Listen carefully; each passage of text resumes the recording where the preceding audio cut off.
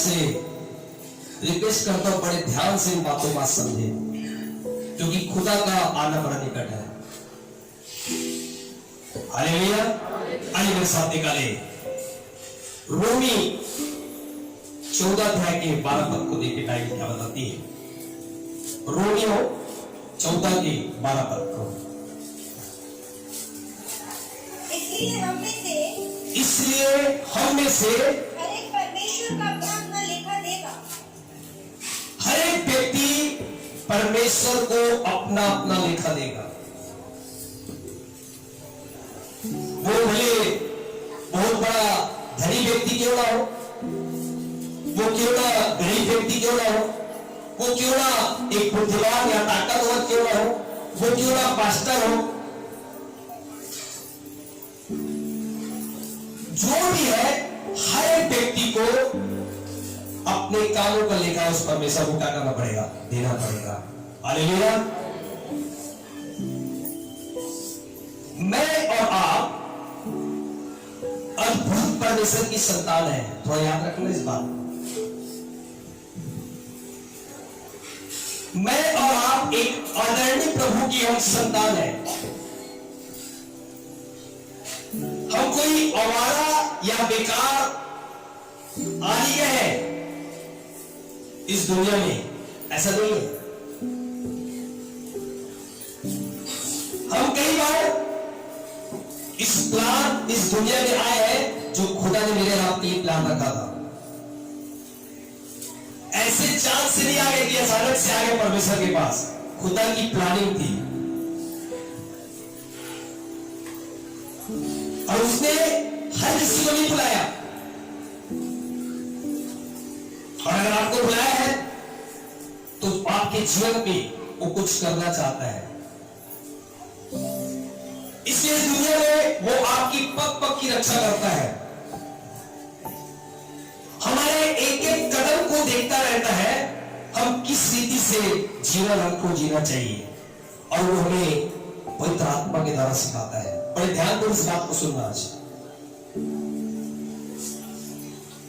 परमेश्वर अपने दासों के जरिए,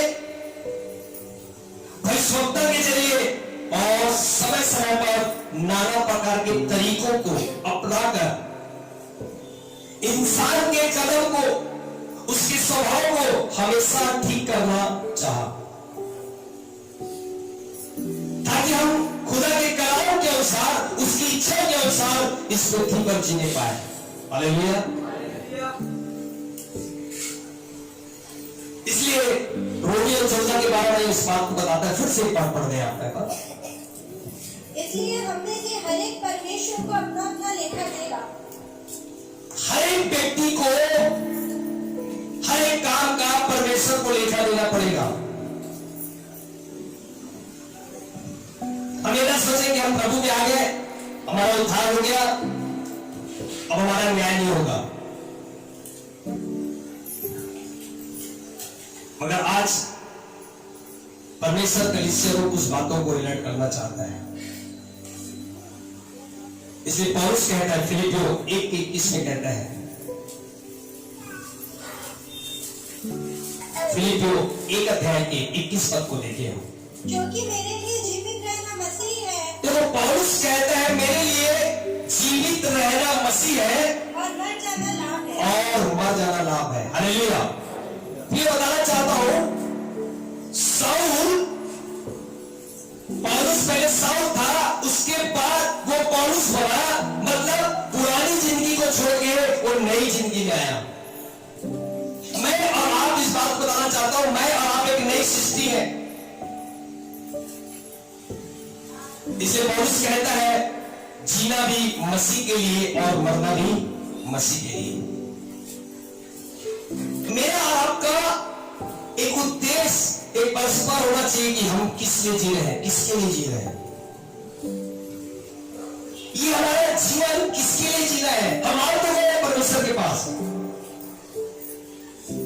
मगर आज निश्चय परमेश्वर आपको वचन से अलर्ट करेगा। हमारे जीवन में कई लोग आते हैं,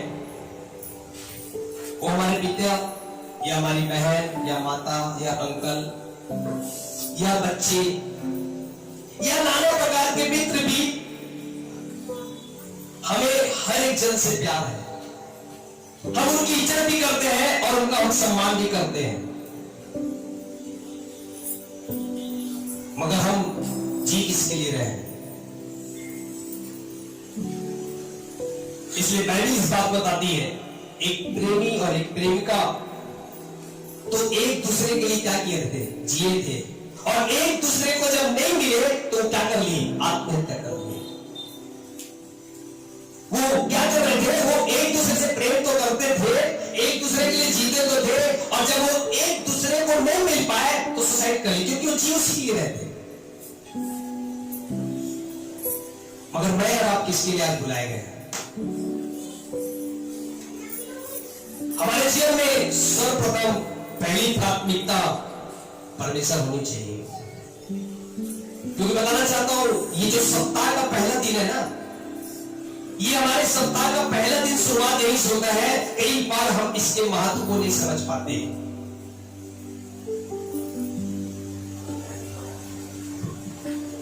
क्योंकि हमें एक दिन हिसाब उस परमेश्वर को देना पड़ेगा। अगर हम उसके लिए नहीं जीते तो ये सारा जीवन क्या है? हमारा बेकार है। वो तो अनगढ़ था खुदा का, मैं और आप उसकी दया से बच गए,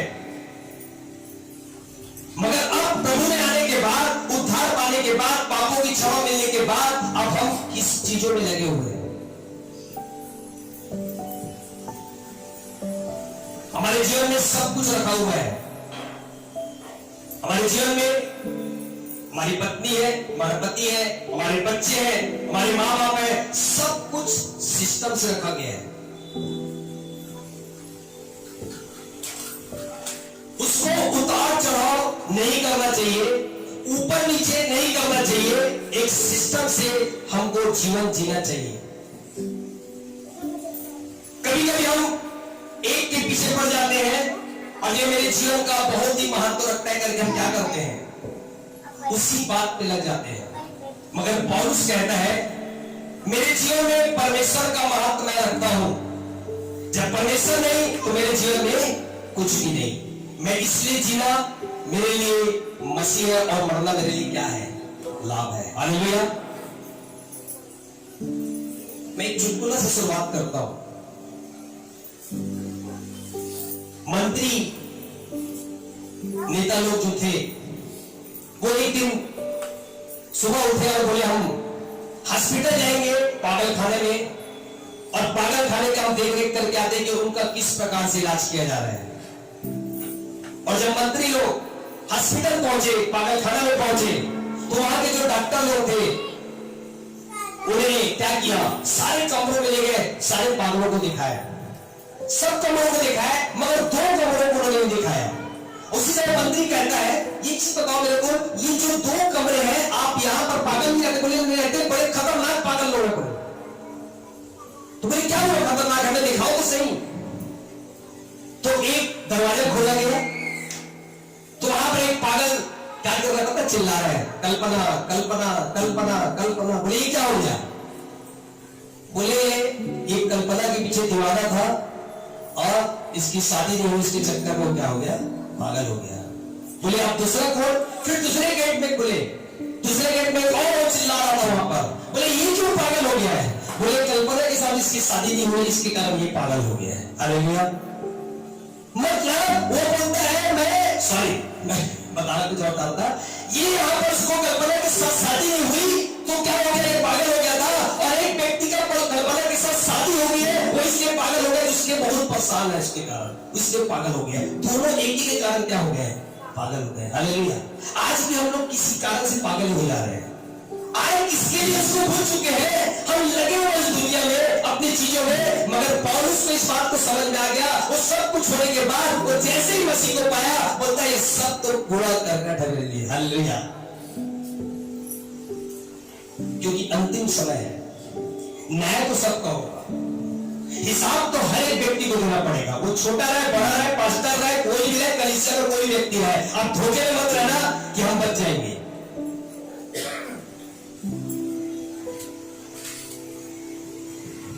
हम पता है आज किसके पीछे लगे हैं? बहुत से लोग, मुझे नौकरी नहीं मिली है, किसी को छोकरी नहीं मिली है, किसी को घर, किसी को पैसा, उन तमाम चीजों में एक व्यक्ति लगा हुआ है। ये सारी चीजें खुदा आपको पूरी करेगा, जबकि हमारे जीवन का आधार परमेश्वर होना चाहिए। हमें उसको क्या करना है? लेगा एक दिन देना है, एक मकसद का जीवन। कि मैं किसके लिए जीऊंगा? किसके लिए? पौलुस कहता है मसीह के लिए, और मरूंगा भी तो मैं मसीह के लिए। उसको पता है मैं जीऊंगा मरूंगा तो मुझे लाभ है, नुकसान मुझे कहीं पर नहीं है। आज विचार करें कि मेरे जीवन में सबसे महत्वपूर्ण कौन है, जिसके लिए मैं कुछ भी करने को क्या हूं? तैयार हूं। कौन व्यक्ति महत्वपूर्ण है? अगर आपके जीवन में परमेश्वर है तो आपको परमेश्वर इस पृथ्वी पर ऐसा जीवन देगा जो कभी भी व्यर्थ जीवन नहीं होगा। हालेलुया। और वो जीवन बड़ा गर्व का जीवन होगा। आपका निर्णय कभी गलत नहीं होगा। इसलिए इफिसियों 5:16 में देखो बाइबल क्या बताती है।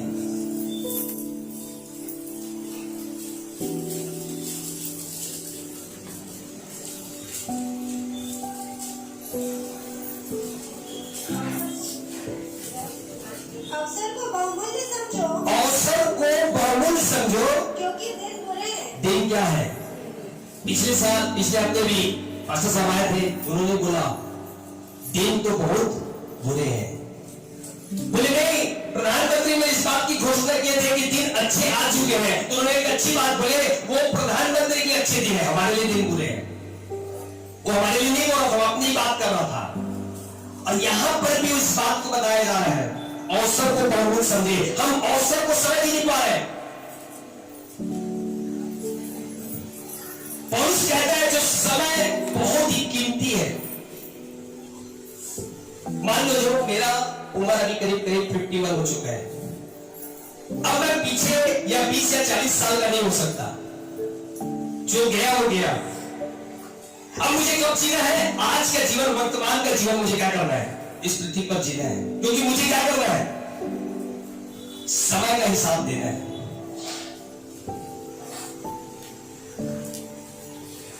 समय को प्रभु के साथ में जो बिताया है उसे रोना नहीं पड़ेगा।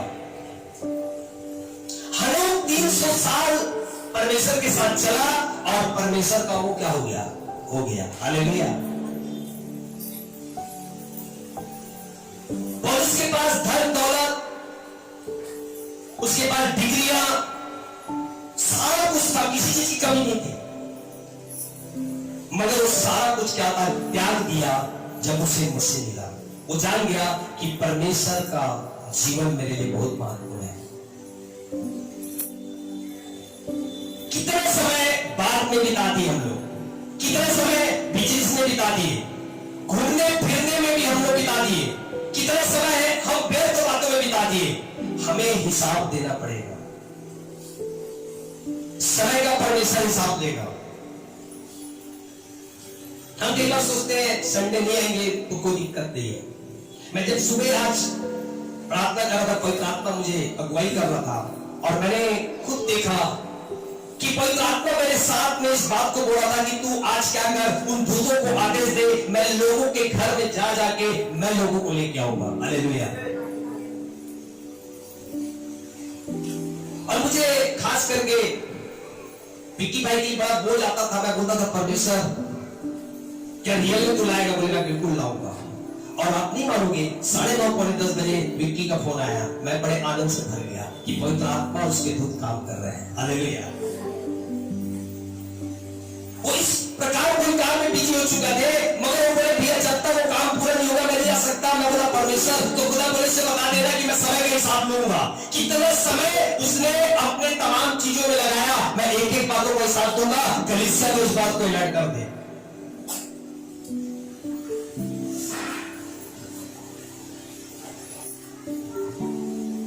पौलुस कहता है निरंतर प्रार्थना में क्या करो? लगे रहो। खुदा ये नहीं कहता कि आप बिजनेस ना करो, कि आप अपने परिवार को ना देखो, मगर आपको पता होना चाहिए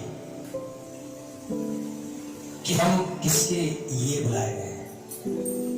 हियाव बांधो, हिम्मत ना हारो, अब लगातार ज्यादा से समय परमेश्वर को दीजिए, क्योंकि दाऊद कहता है हर समय मैं यहोवा को धन्य कहूंगा और उसकी स्तुति मेरे मुंह से निरंतर होती रहेगी, उठते बैठते चलते फिरते।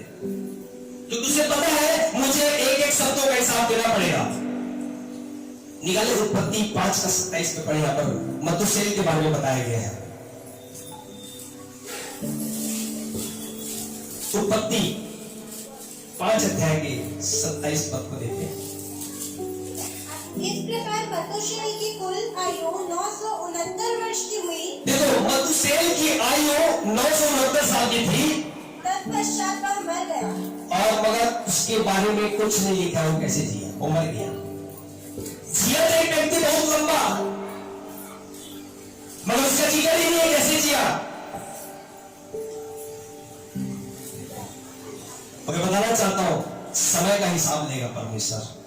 खुदा ने इस संडे को पवित्र दिन दिलाया, उस दिन बोला ये मेरे नाम से तू इस चीज को रखना, यहां पर तू कोई ऐसा काम ना करना, क्योंकि तू शुरुआत मुझसे कर। अगर आपका परमेश्वर आधार है, सब कुछ पहले है, आप सब कुछ छोड़ के खुदा के पास दौड़ोगे, क्योंकि आपको पता है कि इस दिन मुझे उस खुदा के चरणों में समय बिताना है, क्योंकि समय का हिसाब होगा। इसलिए वचन यूहन्ना 9:4 में देखो, यहां पर मैं भी क्या बताती है।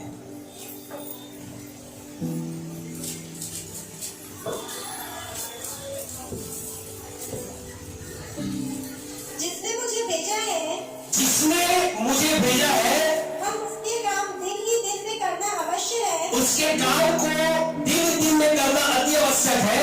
वह रात आने वाली है, वह रात आने वाली है, जिसमें कोई काम नहीं कर हम सकता। उस समय काम नहीं कर सकेंगे।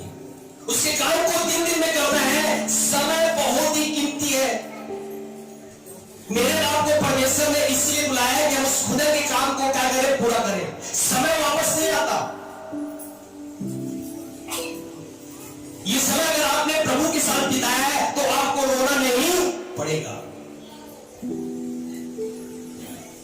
क्योंकि समय का एक दिन हिसाब मेरे और आपको देना पड़ेगा कि आपने किन किन लोगों के साथ किस किस कामों में आपने समय बिताया, वो आपका हिसाब लेगा।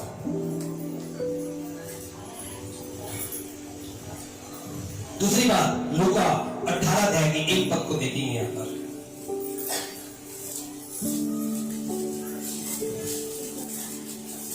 लूका 18 का 1।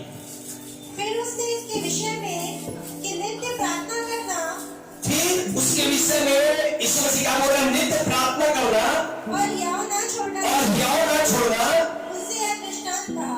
और दृष्टांत के द्वारा उस बात को सिखा रहा है। ये बताना चाहता हूं, जब आप प्रार्थना करोगे निश्चय परमेश्वर आपकी प्रार्थना को सुनकर आपको जवाब देगा, मगर वो दृष्टांत के द्वारा कुछ बातों को सिखाया जाता है। देखिए आगे पढ़ते हैं 2 से 5 पद को। किसी नगर में एक न्यायी रहता था, किसी नगर में एक न्यायी व्यक्ति रहता था, जो न परमेश्वर से डरता था वो एक्चुअल में रियल में उसके अंदर ना तो खुदा का डर था, और न किसी मनुष्य की परवाह करता ना था। किसी मनुष्य की परवाह करता था। उसी नगर में एक विधवा भी रहती थी, और उस नगर में एक विधवा रहती थी, जो उसके पास आकर कहती थी, वो उसे बार बार आके नाक में दर्द कर देती थी, तू मेरा न्याय चुका, तू मेरा न्याय चुका, हाँ मेरा न्याय चुकाकर मुझे मुद्दई से बचा। मेरा न्याय चुकाकर मुझे उस मुद्दई से बचा। कुछ समय तक तो वह न माना, कुछ समय तक वो क्या किया था, नहीं माना, कठोर था, परंतु अंत में मन में विचार कर कहा। और फिर एक दिन क्या किया, रोज रोज उसको देख के उसने बोला, विचार आया, वो क्या कहता है, यद्यपि मैंने परमेश्वर से डरता और न मनुष्य की कुछ परवाह करता हूँ, वो तो मैं ईश्वर से डरता और ना तो मैं किसी मनुष्य की परवाह करता हूँ, तो भी आप विधवा मुझे सताती रहती है, और तब भी ये विधवा मुझे सताती है, इसलिए मैं उसका न्याय चुकाऊंगा। हाँ? कहीं ऐसा ना हो कि घड़ी घड़ी आकर अन्न को मेरी नाक में दम करे। बस हालेलुया। प्रियो, एक अन्याय व्यक्ति वो क्या कर रहा है, उस न्याय को सुना रहा है। एक अन्याय व्यक्ति जो परमेश्वर से नहीं डरता, जो मनुष्य से नहीं डरता, तो वो न्यायी परमेश्वर जो दयालु है, अनुग्रहकारी है, क्या मेरा और आपका न्याय नहीं करेगा? हालेलुया। मगर वो दयालु है, करना वो परमेश्वर परमेश्वर है, हम इस बात को सीखे, वहां गया और उसका हिसाब किया गया, मेरे और आपका भी हिसाब होगा। आपके एक एक समय का वो क्या करेगा, हिसाब करेगा। क्योंकि वचन में लिखा जब हम प्रार्थना करते हैं तो परमेश्वर प्रार्थना का उत्तर देता है, क्योंकि पिता हमारा क्या है, दयालु है, अनुग्रहकारी करने में परमेश्वर है।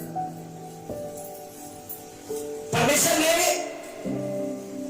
पौलुस पतरस चेले लोगों का क्या चिताया कि तू क्या करते रहना, प्रार्थना करते रहना, मगर वो क्या कर रहे थे, सो रहे थे। फिर आया, फिर कहा प्रार्थना करो तुम्हें सोकर, फिर सो रहे थे। फिर तीसरी बात आया और इसी बोला तुम सोते रहो, क्योंकि वो क्या बोलता है, अब पकड़वाने वाला आ चुका है। हम धोखे में ना रहे। अगर वास्तविक में प्रार्थना का समय था और आपने नहीं किया, मतलब आप क्या कर देंगे, उस प्रार्थना को एक दिन परमेश्वर को हिसाब देना पड़ेगा। आप परमेश्वर से ज्यादा बातचीत, मनुष्य से ज्यादा बातचीत की है, तो आपको वहां पर हिसाब देना पड़ेगा कि खुदा के पास बैठे हो, वहां 10 मिनट का प्रार्थना कर रहे हो, और परमेश्वर के पास वहां जा रहे हो या संसार के पास जा रहे हो, वहां 2-2 घंटा बातचीत कर रहे हो। ये मेरे साथ होता है। मैं क्या करता था, पहले लोगों को फोन लगा के उनकी स्तुति देता था और बाद में परमेश्वर के पास बैठता था। मेरी वाइफ एक दिन बोली, शुरुआत तो ईश्वर से कर लो, उसके बाद आप बाकी लोगों से कांटेक्ट करते रहना। और मैं प्रभु का धन्यवाद करता हूँ, मैंने 2021 में निर्णय लिया कि हे प्रभु, शुरुआत में पहले तेरे चरणों में बैठूंगा, फिर वचनों को पढ़ूंगा और उसके बाद मैं लोगों की स्तुति लूंगा।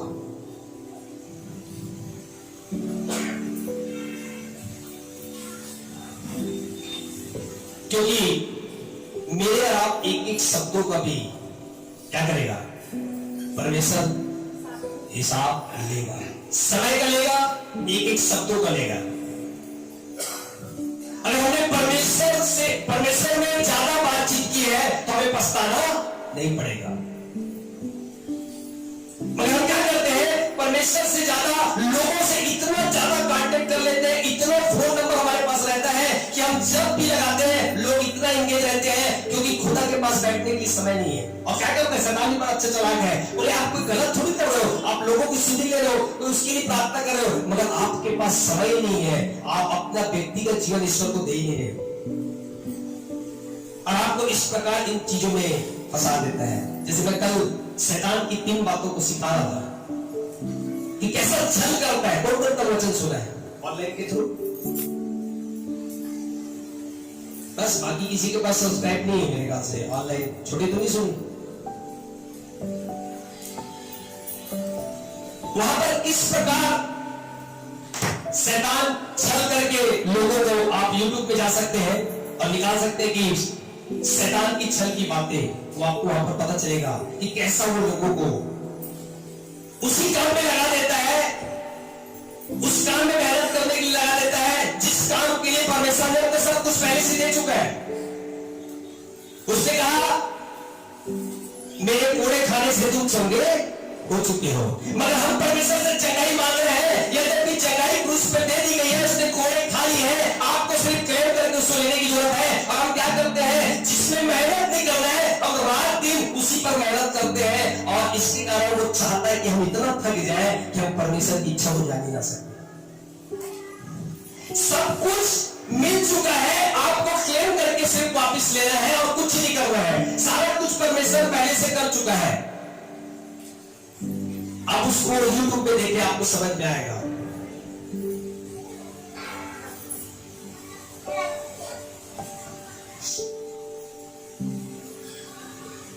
आपको पता है, जिस परमेश्वर ने मेरे और आपको कान दिए हैं, आंख दिए हैं, मुंह दिया, हाथ पैर दिए हैं, उस परमेश्वर के भी कान, आंख, मुंह सब कुछ है।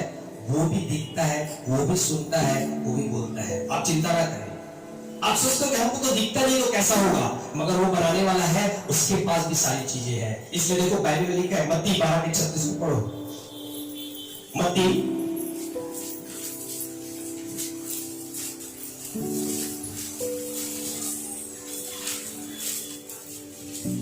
12:36। और मैं तुमसे कहता हूँ कि जो निकम्मी बातें मनुष्य कहेंगे, जो निकम्मी बातें एक व्यक्ति अगर कहेगा, न्याय के दिन में हर सबके सामने जाके लेखा देना पड़ेगा। मैं बताना चाहता हूं, जो शब्द निकल गया है वो लौट कर नहीं आता। एक चीज याद रखना,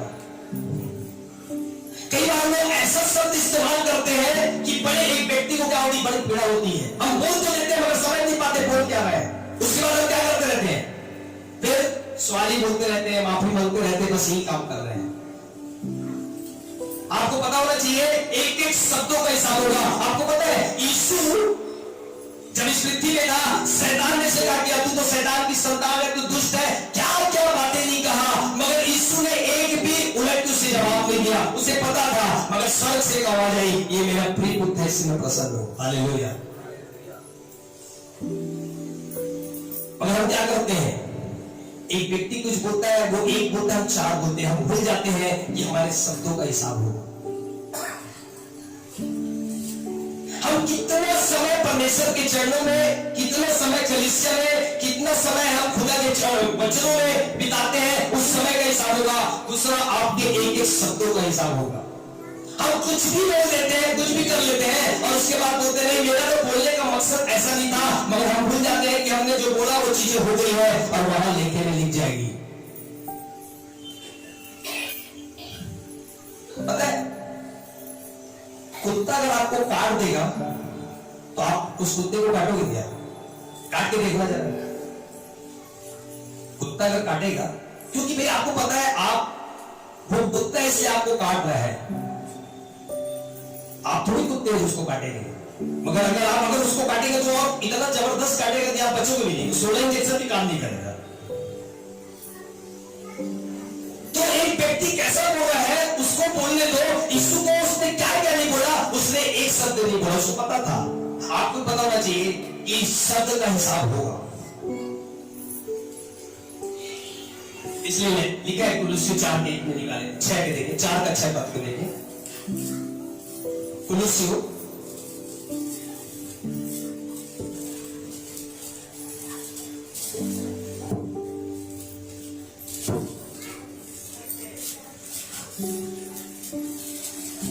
4 का 6।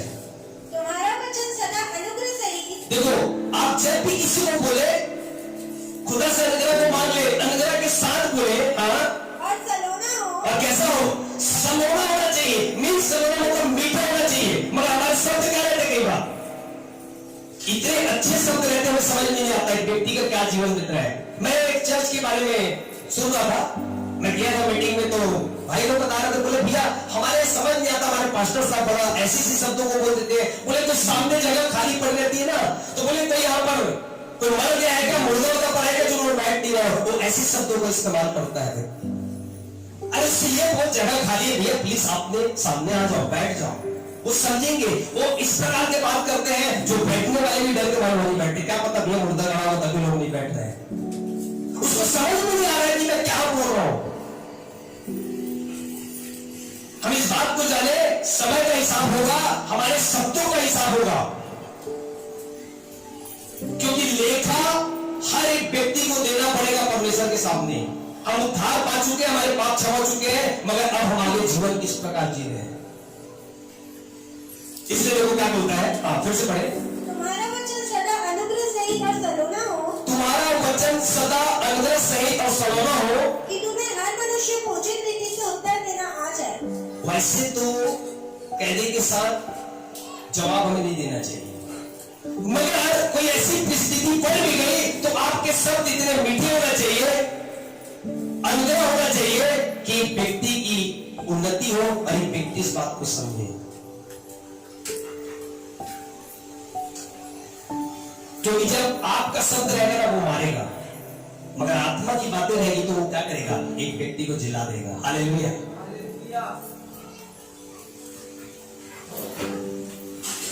मैं चुटकुला सुनाता हूं आपको, बहुत अच्छा लगेगा। एक 80 साल का बुढ़ा ट्रेन में चढ़ रहा था, तो वहां एक लेडीज से क्या हो गया, धक्का लग गया, भीड़ बहुत थी। तो लेडीज ने बड़ी जोर से उसे बोला, इडियट कहीं के, दिखता नहीं क्या? तो बेचारा बुजुर्ग व्यक्ति था, बोले सारी भीड़ बहुत थी। उसके बाद वहां पर एक जवान लड़का आया और उसके साथ जब उसे टच हुआ उसके कंधे में, तो बकायदा लड़की बोली है आई एम सॉरी, तो लड़का बोला थैंक यू। तो बुढ़ा बोलता है अरे मैं सॉरी बोला तो सॉरी बोलने में कुछ गलती होगी क्या? मेरे को इडियट बोल रहे हैं और उसको कहना क्या कर रही है? बोले नहीं कोई बात नहीं, कोई बात नहीं, चलेगा। अरे तो बोले क्या मेरे शब्दों में, उसको बोले मैंने सॉरी बोलने में कोई ऐसा शब्द बोल दिया क्या? सॉरी ठीक नहीं बोला, बता मुझे ऐसा तो सॉरी बोल देता हूँ। अगर सॉरी बोला तो आप कहते उसको बोल रहे वाह वो क्या इंग्लिश शब्द बोला तो मुझे समझ नहीं आ रहा था। मगर क्या हो रहा है व्यक्ति का, किस प्रकार एक व्यक्ति वहां पर क्या कर रहा है, एक व्यक्ति को देख किस प्रकार का काम कर रहा है और उसको वो कहना बुढ़े को चिल्ला रहा है और जवाब को मिले तो बिल्कुल कोई बात नहीं, ओके ओके। मैं बताना चाहता हूं मसीह के लोग हैं, हमारे शब्दों का हिसाब होगा। आज गीत गा रहे थे हमारा उठना, हमारा बैठना, हमारा चलना उसको आने दो, क्योंकि हम मसीह के लिए बुलाए गए, हम उसके लिए जिए और उसी के लिए क्या करने पाए, मरने पाए। क्योंकि यीशु को किसी भी शब्दों के लिए माफी नहीं मांगनी पड़ी, कोई भी शब्द, क्योंकि उन्होंने ऐसा कोई शब्द इस्तेमाल ही नहीं किया कि परमेश्वर से माफी मांगे। अगर आप बार बार माफी मांग रहे हैं इसका मतलब है आपके पास अनुशासन नहीं है, आप डिसिप्लिन में नहीं हो, आप शब्द में कंट्रोल नहीं हो। इसलिए जो अगर आप उस बातों को टाकर बोल दे रहे हो और आपको पता ही नहीं है कि एक दिन मुझे इस शब्दों का हिसाब देना पड़ेगा, क्योंकि मुंह से अगर बात निकल गई हो वापिस नहीं लौटेगी, आप कितना भी कर लो, हिसाब वहां पर पूरी एंट्री हो जाएगी, उस समय आपको देना पड़ेगा। इसलिए मत्ती 21 अध्याय के 28 और 29 और 30 पद को देखते लाभ रोशन करें, उसके बाद हम प्रार्थना करेंगे। मत्ती 21 अध्याय के 28, 29 और 30। तुम क्या सोचते हो? किसी मनुष्य के दो पुत्र थे। देखो यहाँ पर क्या बता रहे हैं, किसी मनुष्य के दो पुत्र थे। उसने पहले के पास जाकर कहा हे पुत्र आज दाग की बारी में काम कर। उसने उत्तर दिया मैं नहीं जाऊंगा। परंतु बाद में पछता कर गया। मगर बाद में वो पछता कर वहां गया। पहले क्या बोला, मैं तो नहीं जाऊंगा, बाद में से ग्लानि किया या नहीं मुझे जाना चाहिए, पछताने के बाद गया। और देखो फिर पिता ने दूसरे के पास जाकर ऐसा ही कहा। उसने उत्तर दिया जी हाँ जाता हूँ परंतु नहीं गया। परंतु उसने भी बोला मैं जाता हूँ, क्या किया, नहीं गया। हालेलुया। प्रिय मैं बताना चाहता हूँ आगे, इन दोनों में से किसने पिता की इच्छा पूरी की? बस मैं बताना ये चाहता हूँ, हम कई बार परमेश्वर से वायदा तो करते हैं मगर उसको निभाते नहीं है, क्योंकि बाइबल साफ बोलती है तुम्हारी बातें हाँ की हाँ और ना की ना। अगर आपने हाँ कर दिया है, भले आपको क्या करना, नुकसान उठाना पड़े, आपने ना कर दिया मैं नहीं करूंगा, भले से आपको कितनी कीमत देना पड़े, मतलब देना पड़े, क्योंकि जो आपने कह दिया वो बातें पूरी होनी चाहिए। एक पछता के गया, अरे बोलता मैं तो जाऊंगा ही नहीं। क्या आज हम इस प्रकार, खुदा कहता है कौन जाएगा, हम बोल तो देते हैं हाँ प्रभु हम तेरे पीछे चलेंगे, तो जैसा बोलेगा हम वैसा करेंगे। फिर बोलते नहीं प्रभु अभी तो कई प्रॉब्लम है, कई चीजें हैं, मगर हम अपनी बातों से फंसते हैं। इसलिए बोलने से पहले मैं बताना चाहता हूं बहुत कुछ सोच लो,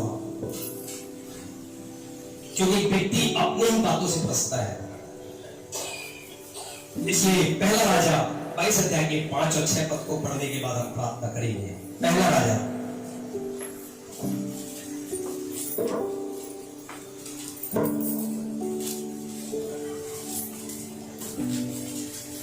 22 अध्याय के 5 और 6 को देखते हैं।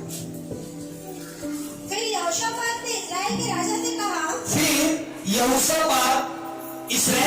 से कहा आज यहोवा की इच्छा मालूम कर ले। आज उस परमेश्वर की इच्छा को मालूम कर ले।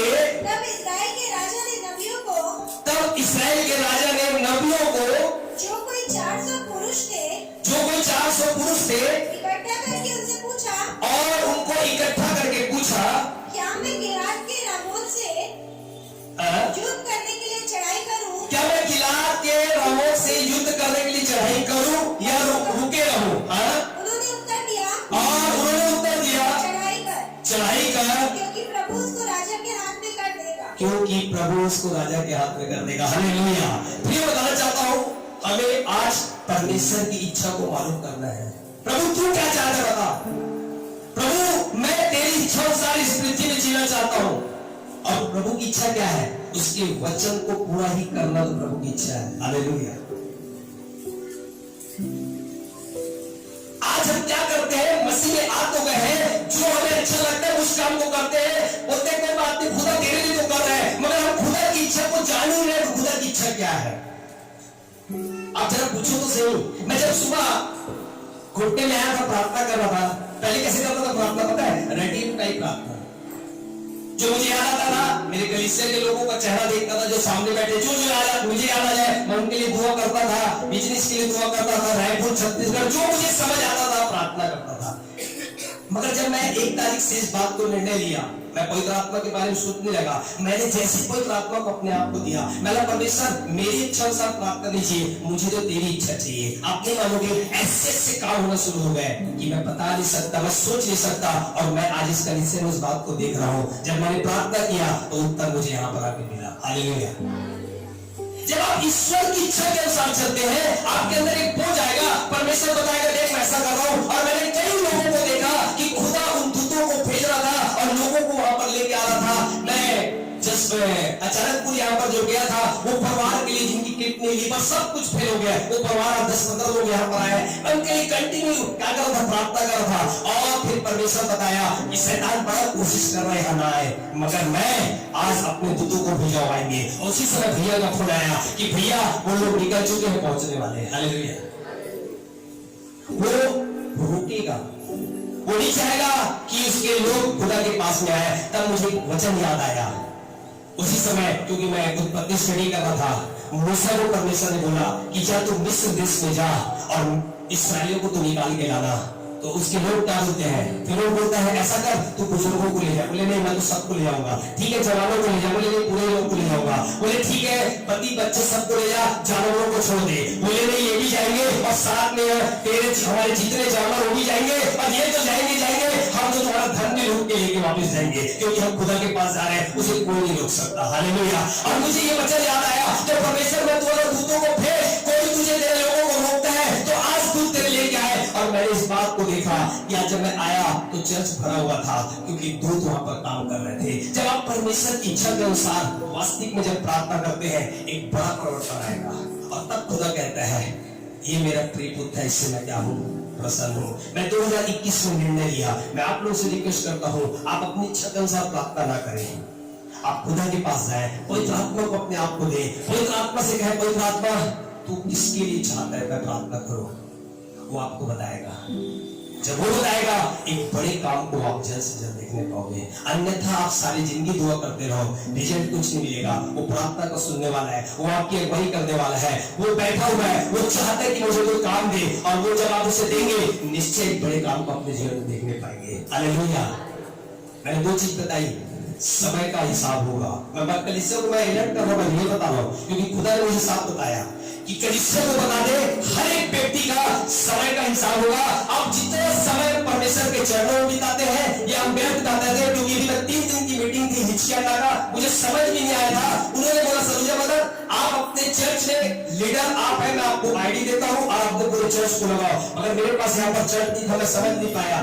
सती बहन का कल फोन आया, इनको आईडी नहीं मिली, ये वचन नहीं सुन पाए। मगर बहन एक अच्छी बात बताई, बोले सलूजा भैया हम 3 दिन उपवास प्रार्थना के साथ एक परिवार में बैठे थे, तीनों दिन हमने आईडी डाली, वचन नहीं आया, मगर तीनों दिन हम खुदा की उपस्थिति में बैठे। हालेलुया। मैं उसको देख रहा था, उन्होंने फोन करके बता दी है, वो बाइबल जानती हुई अनपढ़ है, मगर बोली प्रभु ने अगर इस बात को ठहराया है, अगुआ ने इस बात को बोला है, वचन ने आज तक परवाह नहीं किया। मगर उस परिवार में पता नहीं कितने लोग थे जो एक परिवार में जाके 3 दिन तक बोले जो पवित्र आत्मा मुझे अगुवाई किया मैं वहां पर प्रचार करते रहे, और हम 3 दिन तक खुदा के चरणों में उपवास के साथ बिताया। निश्चय उसका प्रतिफल परमेश्वर उसे देगा। हालेलुया। क्योंकि उसने अपना समय उस परमेश्वर के चरणों में बिताया। और मुझे भी इस बात का याद नहीं था, मैं भी उपवास में था और जैसे उपवास की बात आई मेरे पास भैया से बात हो गई कि भैया मुझे हमको अचानक जाना है, बहुत अर्जेंट है, ऐसी सी बात है, मुझे याद नहीं था। और मैंने जब देखा तो ऑनलाइन में भी डिस्टर्ब आ रहा था और उसी के बाद मैंने उस काम को नहीं कर सका। और उसी समय रानी को बोला मैं बाहर जा रहा हूँ, अब ऐसा करता मैं उपवास दे रहा हूँ क्योंकि डिस्टर्ब हो जाऊंगा मैं। अब मैं ज्यादा से ज्यादा रास्ते में जो भी होगा परमिशन करेगा, मैं निकल गया, मैं उस काम को नहीं कर पाया। बाद में जब दूसरे दिन देखा तो लोग चर्चों में इकट्ठे हैं, प्रोजेक्टर लगा हुआ है और लोग खुदा की उपस्थिति में भर रहे हैं, कोई अन्य भाषा लोगों के जीवन में अद्भुत काम कर रहे हैं, क्योंकि उन्होंने उस 3 दिन का समय में उपवास में खुदा के चरणों में बैठाया। आपका कोई समय बता रहा अगर खुदा के सामने में बैठाए हो व्यर्थ नहीं जाएगा, उसका परमेश्वर प्रतिफल देगा। हालेलुया। मैं आप लोग से बार बार इस बात का रिक्वेस्ट कर रहा हूं, संडे के महत्व को समझो, व्यक्तिगत के महत्व को समझो, वचन के महत्व को समझो। आप कितना समय आप दिन भर निकाय कि आप वचन में कितना समय देते हैं, प्रार्थना में कितना समय लगाते हैं, कलीसिया में कितना समय लगाते हैं, परमेश्वर के वचनों को ऑनलाइन के थ्रू कितना समय बिता रहे हैं, या बाकी तमाम आप परिवारों में, रिश्तेदारों में, बिजनेस में, नौकरी में, उन बातों में कितना समय लगा रहे हो, सबका आपको हिसाब देना पड़ेगा। दूसरा और अंतिम बात जो बताया था, आपके एक एक शब्दों का हिसाब होगा। तो आप लोग बड़ा सोच के इस बातों को कहे, क्योंकि बात अगर मुंह से निकली वो वापिस नहीं आती है। हालेलुया। आइए हम अपनी आंखों को बंद करें, हम अपने स्थानों पे खड़े होने का और इस तरह प्रार्थना करेंगे।